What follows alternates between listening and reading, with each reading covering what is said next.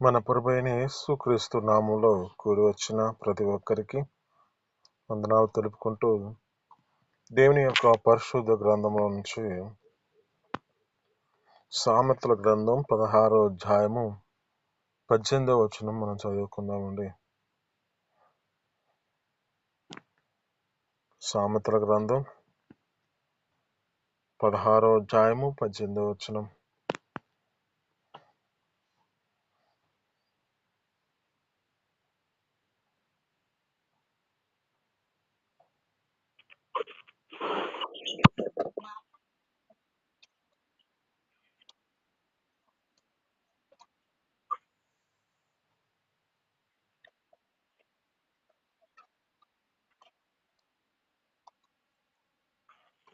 ఇక్కడ ఉన్న మాటలను బట్టి జ్ఞాపకం చేసుకుంటే ఏమని అంటే, నాశనమునకు ముందు గర్వమైన హృదయం నడుస్తుంది అంటున్నాడు. పతనానికి ముందు అహంకారమైన మనసును కలిగిన వారిగా మార్చబడ్డారు అంటుంది. ఈ యొక్క దాన్ని బట్టి మన జీవితాల్లో జ్ఞాపకం చేసుకుంటే మనిషి యొక్క జీవితంలో నాశనకరమైన పరిస్థితికి ఎందుకు వెళ్తుంది అంటే, మనిషి యొక్క జీవితంలో పతనానికి ఎందుకు దగ్గర అవుతున్నారు అంటే, ఈ లేఖనాల్లో జ్ఞాపకం చేసుకుంటే కొన్ని మాటలు మీకు ప్రకటన చేయాలని ఆశపడుతున్నాను. అయితే ఇక్కడ ఉన్న మాటలు బట్టి గర్వం ముందు మన జీవితాల్లో ఇక నాశనానికి ముందు గర్వం నడుస్తుందంట హృదయాలకి. అంటే నాశనమయ్యే ముందుగా వారి జీవితాల్లో గర్వమైన హృదయం కలిగిన వారిగా మార్చబడిన వారిగా కనపడతారంట.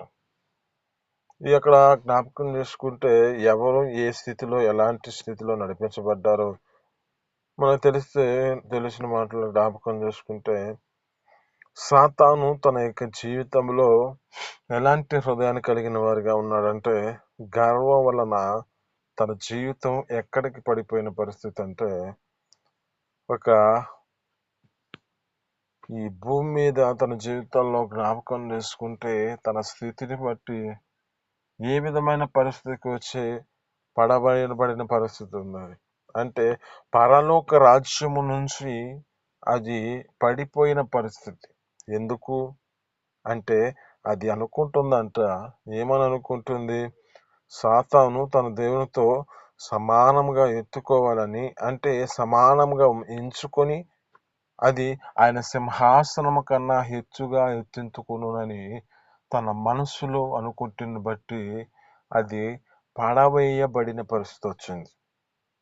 అంటే ఇక్కడ ఉన్న మాటలో జ్ఞాపకం చేసుకుంటే, మనిషి యొక్క జీవితంలో పతనానికి వెళ్తున్న పరిస్థితి అంటే నాశనకరమైన పరిస్థితికి ఎందుకు వెళుతున్నారంటే, వారిలో ఉన్న హృదయ గర్వమును బట్టి.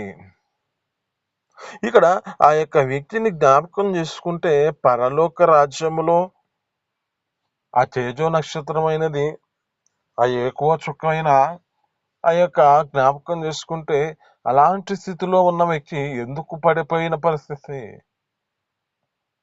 ఆయనతో సమానముగా ఎంచుకుంటూ ఆయనకన్నా సింహాసనం ఎత్తించుకొనని మనసులో అనుకున్నదంట. చూడండి, అంటే మనిషి యొక్క జీవితంలో ఏ పరిస్థితిలో ఉండకూడదు అంటే, మనిషి తమ జీవితాలలో దేవుని కంటే నేను గొప్పవాడిని, దేవుని కంటే నేను నా యొక్క సింహాసనం అంటే నా యొక్క జీవితం ఒక ఉన్నతమైన స్థితి అని అనుకుంటూ దేవుని యొక్క సన్నిధిని విడిచిపెడుతూ ఆరాధించగలుగుతున్న వారిగా మార్చబడిన వారమై, ఆరాధించకుండా హృదయ గర్వమును బట్టి ఏం చేయబడుతున్నారు అంటే పడిపోతున్న పరిస్థితి, ఒక నాశనకరమైన పరిస్థితికి వెళ్తున్నారు. ఇక్కడ జ్ఞాపకం చేసుకుంటే గర్వం వలన ఏ పరిస్థితి కలుగుతుంది అంటే, ఉన్న పరలోక రాజ్యము నుంచి పడిపోయే పరిస్థితి వస్తుంది. ఆ యొక్క దేవుని యొక్క సన్నిధిలో నుంచి దూరమయ్యే పరిస్థితి వస్తుంది. ఇక జ్ఞాపకం చేసుకుంటే హృదయ గర్వమును బట్టి ఏమనుకుంటూ ఉన్నాడంటే, నెబుకద్నెజరు తన హృదయ గర్వం ఏమిటంటే రాజ్య ఘనత పోగొట్టుకునే పరిస్థితి వచ్చింది. ఎందుకు? ఈ గొప్ప మహా ఈ బబులోను నేనే కట్టించాను అని అతడు గర్విస్తున్నాడంట. ఇది నా వలనే ఘనత కలుగుతుంది, ఇది నా వలనే ఈ యొక్క విధమైన స్థితిలో సాధ్యపరచబడుతుంది అని అనుకుంటూ తన మనసులో అనుకుంటున్నాడంట. అంటే దేవుణ్ణి మర్చిపోయాడంట. ఒకటి, దేవునితో ఉండాలని ఆలోచన చేత, దేవుని కంటే హెచ్చుగా ఉండాలని ఆలోచన చేత నడిపించబడుతున్న దాన్ని బట్టి పతనానికి వెళ్తున్న పరిస్థితి. రెండు, తన జీవితంలో దేవునిని మహిమపరచవలసిన స్థితిలో, కృతజ్ఞత పూర్వకమైన భావం చూపించవలసిన స్థితిలో ఉండకుండా ఇది నాది, ఇది నా ద్వారా కలిగింది, ఇది నా వలనే సాధ్యపరచబడింది, ఇది నేను చేసిన దాన్ని బట్టి ఈ విధమైన ఘనత వచ్చింది అనుకుంటున్న స్థితి తన హృదయంలో. ఆ తర్వాత అతను దేవుని యొక్క సన్నిధిలో జ్ఞాపకం చేసుకుంటే ఆయన మహిమపరచని పడని పరిస్థితిని బట్టి అతడు ఏ విధమైన పరిస్థితికి వచ్చాడంటే, తన జీవితంలో జ్ఞాపకం చేసుకుంటే తను గడ్డిని మేసే పరిస్థితి వచ్చింది. ఎందుకు ఈ పరిస్థితి వచ్చింది? ఎందుకు ఈ విధమైన జీవితానికి ఆ యొక్క స్థితిని బట్టి నడిపించబడవలసిన స్థితి వచ్చింది అంటే, తను చేసిన హృదయంలో గర్వమును బట్టి, తను చేసిన ఏమిటంటే ఇది నా వలనే కలిగింది, నేను ఈ యొక్క స్థితిని బట్టి ఘనత కలిగినట్లుగా ఆ యొక్క వ్యక్తి అనుకుంటున్నాడు. దాన్ని బట్టి తన జీవితంలో ఏ పరిస్థితికి వచ్చింది అంటే, తన యొక్క జీవితం రాజ్యాన్ని కోల్పోతున్న పరిస్థితి వచ్చింది. ఒకటి, మన జీవితాల్లో కలిగిన నాశనానికి ముందుగా గర్వం అంటే ఈ గర్వం ఉన్న స్థితిని బట్టి ఏ స్థితికి వెళ్ళిపోతుంది అంటే, ఒకటి, పరలోక రాజ్యం నుంచి విడిచిపోయే పరిస్థితి వస్తుంది. రెండు, నీ జీవితంలో నీకు కలిగిన రాజ్యము అంటే ఆయన సన్నిధిని, ఆ యొక్క రాజ్యాన్ని నువ్వు కోల్పోయే పరిస్థితి వస్తుంది.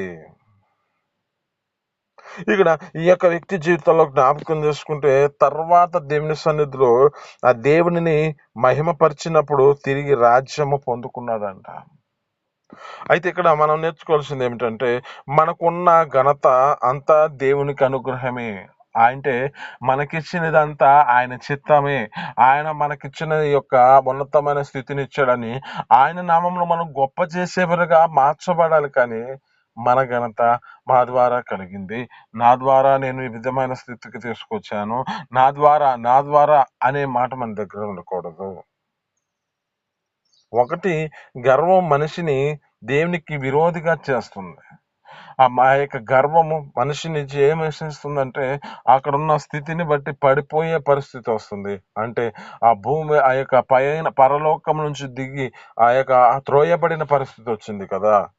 రెండు, ఈ యొక్క జ్ఞాపకం చేసుకుంటే దేవుని మాటను తునీకరించి గర్వానికి మన జీవితాలు చివరికి ఆ విధమైన స్థితిలో, అంటే ఈ యొక్క ఉన్నతమైన ఘనత ఆయన వల్ల అనుగ్రహము పొందుకున్నామని మనం మర్చిపోకూడదు.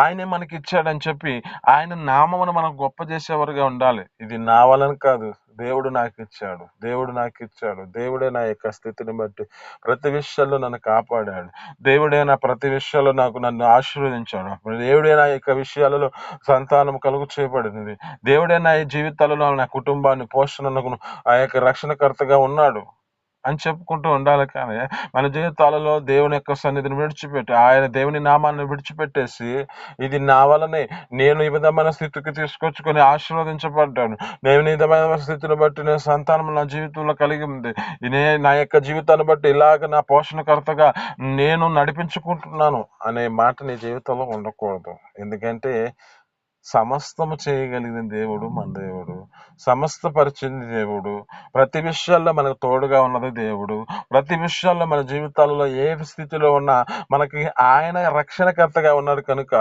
ఆ విషయాల్లో, ప్రతి విషయాల్లో ఆయన నామంలో మనం గొప్ప చేసేవారిగా మార్చబడాలి. ఇది కేవలం నీవిచ్చినదేనయ్యా అని చెప్పి యోబు భక్తుడు అంటాడు కదా, యెహోవా ఇచ్చును యెహోవా నామమునకు స్తుతి కలుగును గాక.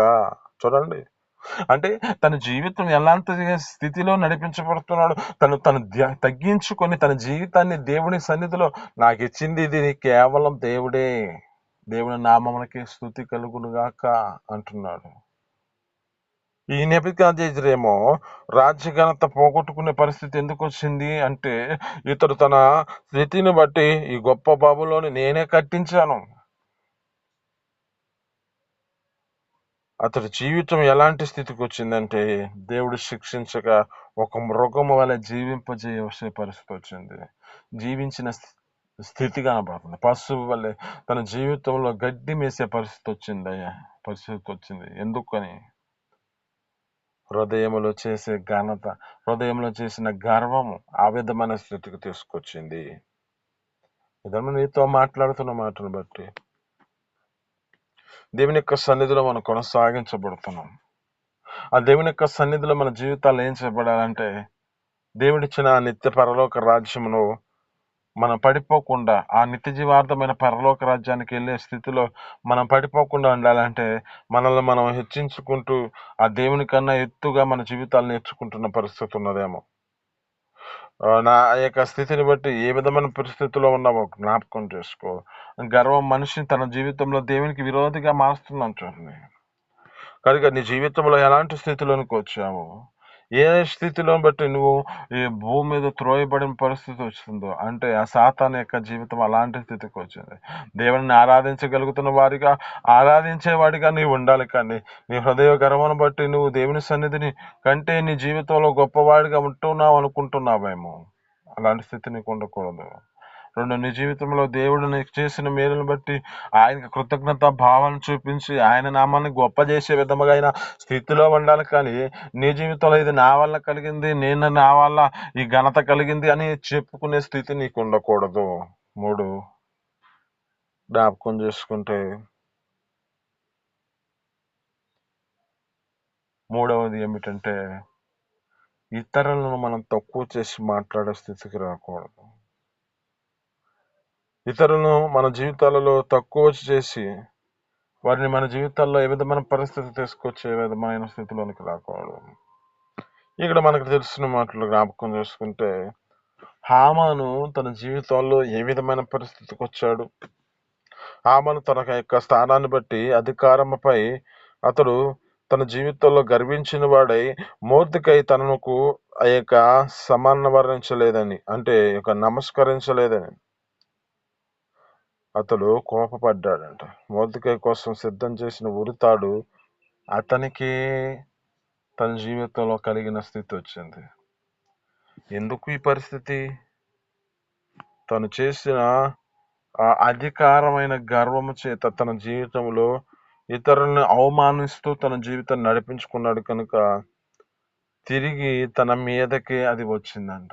చూడండి, అందుకే లేఖనాలు అంటాడు, తాను తవ్వుకున్న గ్రోతిలో తానే పడతాడంట. అంటే ఇక్కడ ఏం చేశాడంటే, ఈ యొక్క మొర్దెకై కోసం ఒక ఉరిని తయారు చేశాడు. కానీ అది జ్ఞాపకం చేసుకుంటే అది హామానికే కలిగిన స్థితి వచ్చింది. ఎందుకని అంటే తను ఇతరులను తునీకరించేవాడిగా కనపడుతున్నాడు. ఆ ఇతరులను తునీకరించి తన జీవితంలో తక్కువ చేసి అతడు తన జీవితంలో నడిపించబడుతున్న స్థితిని బట్టి తన అధికారం గర్వముల చేత ఆ యొక్క వ్యక్తి ఆ విధమైన స్థితిలోనికి వచ్చాడు. ఆ విధమైన స్థితికి వచ్చి ఇప్పుడు మొర్దెకై కోసం సిద్ధం చేసిన ఆ ఉరితాడు తనకి అంటుకున్న పరిస్థితి. తనే తన జీవితంలో ఆ యొక్క ఊరికి ఎలబడే పరిస్థితి వచ్చింది. ఇతను నీతో మాట్లాడుతున్నాను బట్టి నీ జీవితంలో కూడా నీ స్థితిని బట్టి నీవు తక్కువ చేసి మాట్లాడే స్థితిలోనికి రాకూడదు. ఇతరులను తిరస్కరించకూడదు. ఇతరులను తక్కువ చేసి మాట్లాడకూడదు. అలాంటి స్థితిలో నువ్వు నడిపించబడాలి. ఎందుకంటే ఎవరు దేవుడు ఎందుకు ఒక ఉన్నతమైన స్థితిలో తీసుకొస్తాడు, ఎవరి జీవితాలలో ఎలాంటి స్థితిలో వారిని లేపుకుంటున్నాడో అది ఆయనకు తెలుసు. అయితే మనం మన యొక్క జీవితాలలో మనకిచ్చిన దాన్ని బట్టి మన యొక్క స్థితిని బట్టి మనల్ని మనం తగ్గించుకుంటూ నడిపించబడాలి. కానీ మన యొక్క జీవితాల్లో కొంతమందిని మనం తక్కువ అంచనాగా మనం చేసుకుంటూ ఆ విధమైన స్థితిలోకి రాకూడదు. అక్కడ జ్ఞాపకం చేసుకుంటే ఏమైతే అతడు సిద్ధపరచుకున్నాడో అది తనకి ఉరిగా మార్చబడిన పరిస్థితి. ఇదేమో నీతో మాట్లాడుతున్న మాటను బట్టి ఈ 3 విషయాల్లో మన జీవితాల్లో ఎలాంటి స్థితిలో నడిపించబడుతున్నాం, దేవుడు నీకు చూపించిన ఈ మార్గాల్లో నీ జీవితం ఎలాంటి స్థితికి వచ్చింది, ఆ యొక్క ఉన్నతమైన స్థితిలో నీ జీవితంలో ఆ మొదట ఉన్న స్థానంలో నువ్వు ఆ పరలోక రాజ్యంలో స్తుతించగలుగుతున్నావా? రెండు, నీ జీవితంలో ఆ దేవుడు నీకు ఇచ్చిన ఆ యొక్క ఘనతను బట్టి, దేవుడు నీకు ఇచ్చిన ఒక అధికారాన్ని బట్టి, దేవుడు నీకు సమస్తం అన్నిటిని అనుగ్రహించి ఘనతకరంగా ఉంచిన దాన్ని బట్టి ఆయనకు కృతజ్ఞతాపూర్వకమైన భావం చేత దేవుడే నాకు ఇచ్చాడని చెప్పుకునే స్థితిలో నువ్వు ఉంటున్నావా? మూడు, నీ జీవితంలో ఎవరిని తక్కువ చేసుకుండా నీ స్థితిని బట్టి నీ జీవితంలో నిన్ను నీవు తక్కువ ఇక జీవితంలో తగ్గించుకునే స్థితిలో నడిపించబడుతున్నావా? లేక నీ స్థితిని బట్టి తక్కువ అంచనా చేస్తూ నీ జీవితంలో వారి మీదకి ఊరు తీసుకొచ్చుకునే స్థితిలో ఉంటున్న స్థితిని బట్టి నడిపించబడుతున్నావా? ఆ ఊరి నీకే ఊరిగా మార్చబడే పరిస్థితి వస్తుంది. కనుక నీ జీవితంలో ఎలాంటి స్థితిలో నడిపించబడ్డావో జ్ఞాపకం చేసుకుంటూ నీ జీవితాలలో సరి చేసుకుంటూ నిత్యము ఆయన భయభక్తులతో కలిగి నడిపించబడుతుము గాక. ఈ మాటలు మీ ఎన్నికలలో దీవించి ఫలించును గాక. చిన్ని ప్రార్థన. పరిశుద్ధుడ జీవాధిపతి ఆశ్చర్యకరుడ మహోన్నతుడానికి స్తోత్రాలు తండ్రి. అయా నీకే వందనాలు, స్తోత్రాలు తండ్రి. అయా హృదయ గర్వమును బట్టి పరలోకం నుండి ప్రోయబడే పరిస్థితి వస్తుంది, స్తుతించే మార్గం నుంచి విడవబడే పరిస్థితి వస్తుందని మాతో మాట్లాడిన మాటలు బట్టి స్తోత్రాలు. మా జీవితాల్లో నీ సన్నిధిలో స్తుతించే వారిగా ఉన్నట్లుగా కృప చూపించండి. నీకంటే హెచ్చుగా మా జీవితాలను మేము తండ్రి హెచ్చించుకోకుండా మీకు నా తండ్రి నీ యొక్క స్థితిని బట్టి అయ్యా నా తండ్రి అయ్యా మా జీవితాలను నీకన్నా తక్కువగా మా జీవితాలను భావించుకుంటూ నీ సన్నిధిలో నీవు నా తండ్రి ఆ యొక్క మా జీవితాలను నిన్ను స్తుతించేవారిగా, ఏమాత్రం నీ స్థుతులను స్తుతించకుండా మేము మర్చిపోకుండా నా తండ్రి నీ సన్నిధిలో స్తుతించే భాగ్యాన్ని మాకు దయచేయండి. నీకు స్తోత్రాలు. అయ్యా నా తండ్రి రాజ్య జ్ఞానంతో బట్టి నా తండ్రి గర్వించిన నిమగ్నాదే చూపించారు నా తండ్రి. అయ్యా నా తండ్రి అయ్యా అలాంటి జీవితాన్ని మేము కలిగి ఉండక మా జీవితాలను బట్టి నీవే ప్రతి విషయాల్లో అయా సహాయం చేసే దేవుడు అని, నీవే ప్రతి విషయాల్లో మాకు అయా నా తండ్రి అన్నిటిని చేయగలుగుతున్న దేవుడు అని నేను గ్రహించి నీ నామను గొప్ప చేసే కృపను మాకు దయచేయండి. అలా నా తండ్రి అయ్యా ఇచ్చిన అధికారంలో బట్టి అయ్యా నా తండ్రి ఇతరులను తక్కువ అంచనా చేస్తూ తక్కువగా వారిని చూసే స్థితిలోనికి మేము రాకుండా ప్రతి ఒక్కరితో సమాధానకరమైన స్థితిలో ఉంటూ ప్రతి ఒక్కరిని నా తండ్రి అయ్యా నా తండ్రి అయ్యా నా తండ్రి అయ్యా ప్రతి ఒక్కరితో నా తండ్రి మా జీవితాలలో ఎవరిని తక్కువ అంచనా వేయకుండా మీ కృపలో నిలబెట్టుకుంటున్న తండ్రి మమ్మల్ని మేము తగ్గించుకునే కృపను మాకు దయచేయండి. అయ్యా నా తండ్రి ఎలాంటి ఊరులుగా ఎలాంటి నా తండ్రి ఎవరి మీదకి నా తండ్రి ఏ విరోధ భావాలు తీసుకొస్తూ వారి మీద మేము ప్రయత్నించే స్థితి ఉంటే మా జీవితాల్లో అవే మాకు ఉరిగా మార్చబడతాయని ఒక నిదర్శనముగా ఆమాను చూపించారు. మా జీవితాలు అలాంటిగా ఉండకనా తండ్రి ప్రతి ఒక్కరికి మేలు చేస్తూ ప్రతి ఒక్కరికి మా జీవితాలలో అయ్యా ఒక ఆశీర్వాదకరమైన వారిగా మార్చబడే కృపను మాకు దయచేసి ఆ నిత్య జీవార్థమైన పరలోక రాజ్యానికి వారసులుగా చేయబడినట్లుగా అయ్యా నా తండ్రి మీరే చేయమని యేసు పరిశుద్ధ నామమున పొందుకొని జీవిస్తున్నాం తండ్రి. ఆమేన్.